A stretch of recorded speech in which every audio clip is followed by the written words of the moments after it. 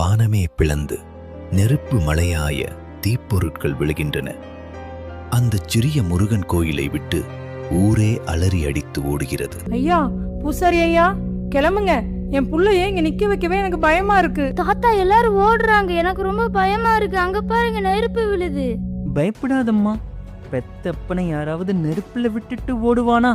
யாம் இருக்க பயமேன்னு சொன்ன அந்த வேலவன் சத்தியன்னா எம்மனே வந்தாலும் நம்ம ஒன்னும் செய்ய முடியாதுமா. அதிசயம்.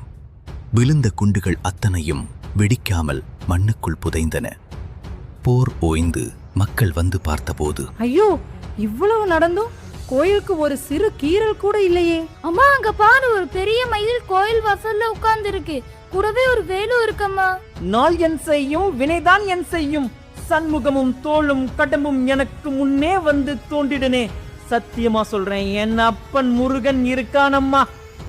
இது கதையல்ல, நம் காலத்து அதிசயம். ஈழத்தமிழ் மக்கள் சொல்லிக் கொண்டிருக்கும் ஒரு சம்பவம்.